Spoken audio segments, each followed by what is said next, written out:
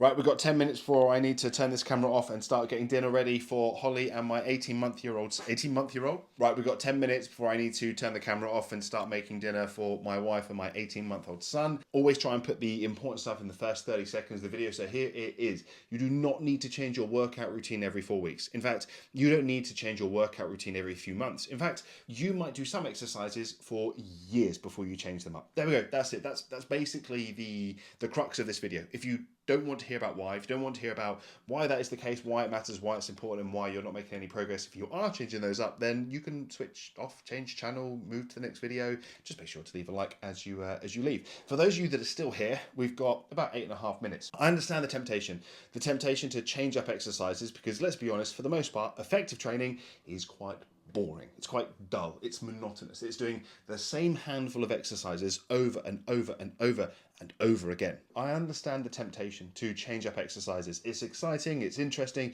You get to use a new machine, you get to try a new training method, a new rep scheme, you get to add drop sets and supersets. But if you're not making the progress that you would like, if you don't feel like you're getting stronger, you're getting fitter, you're building muscle, despite the fact that you are turning up to the gym, and you're also changing up your exercises and your workouts and your programs every 4, 6, or 8 weeks, then that's probably one of the issues, if not the biggest issue. And the reason it is an issue is because there is an element of skill with a lot of exercises. Not all exercises. Like if you want to do bicep curls with dumbbells this week and a bicep curl with the machine next week, I don't care. That's fine. That's cool. But some exercises are complex. Let's take something like front squats, for instance. There's lots to think about. You've got to get the bar in the right position. You've got to get your grip right. You've got to keep your elbows high. You've got to brace your abs. You've got to keep even pressure across the foot. You've got to squat to depth. And so the first week you do front squats, they probably won't be great. In fact, if you've not done them for a while, they'll be really bad. And so you're not going to be able to load it up heavy enough to create a great training stimulus. The first week, it's going to feel awkward. It's going to feel clunky. The second week, you're going to feel a little bit better. You're going to get under the bar and go, actually, this isn't as bad as it was last week. It feels a little bit smoother. I think I can do a little bit more, but you're still not going to be training as effectively as you could. And then finally, week 4, you start putting some heavy loads on the bar. You're creating a training stimulus. Then week 5, you change up the exercise. And so the problem is, out of that 4-week cycle, you maybe get 1 week where you're really training that exercise effectively, where you're placing the muscles under as much load as possible, and then you just change it up for a new exercise. You end up with a cycle where if you change up every 4 weeks or 6 weeks, you only spend half the time at most creating an effective training stimulus. We've still got 5 minutes. It's the same for conditioning.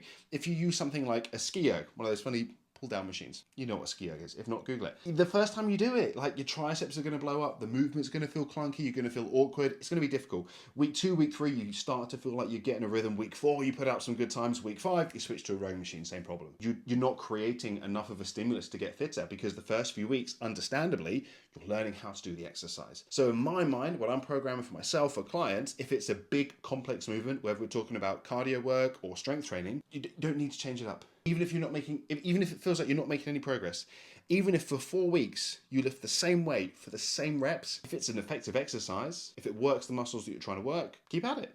Like some of your exercises, you might progress every week, but it's not unusual for some exercises to plateau, to lift the same weight and the same reps for a number of weeks. That doesn't mean there's necessarily anything wrong with you or anything wrong with exercise. It just means you need to stick at it. It just means that you're still training effectively. You're just not seeing the progress that you would like to see. Again, same goes for conditioning. Like I said, some exercises, some movements, I don't really mind if you change them up. You know, if you do tricep pushdowns on the cables with a straight bar on week 1 and you do it with ropes the next week, is that ideal? No. Ideally, you wouldn't change that frequently. But is it the worst thing in the world? Also no, because I'm sure that you can do both of those exercises to failure with good form, you know, without having to go through the learning process. But if we're talking about barbell exercises, presses, squats, deadlifts, don't change them up every 4 weeks. If we're talking about big range of movement, heavy load exercises, hack squats, pendulum squats, stiff-legged deadlifts, don't change them up every 4 weeks. If we're talking about conditioning, don't change it up every 4 weeks. To an extent, the longer you can keep an exercise in your program, the better for the most part. The point where you're no longer at all having to put any focus and effort into the skill of the exercise. The movement, the technique, the range of movement, the tempo, this, the that, the complex coaching stuff, the this and the that.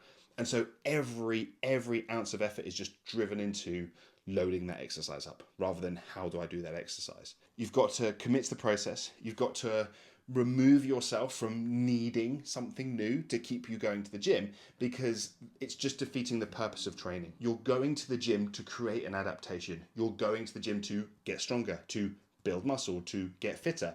And in order to do that, you need to create an adequate stimulus to force your body to do those things. It might feel like you're getting that when you're constantly changing stuff, because your muscles will be sore because it's a new exercise, it's something different, it's something fresh, you're motivated because it's novel, it's new, it's interesting, it's different. But in terms of the actual adaptations, the stimulus you're trying to create, it's not going to be effective. So there we go. Don't do that. I think that's less than 10 minutes. There we go. We've rattled through that. If you found that useful, leave a like. I'll see you in the next one.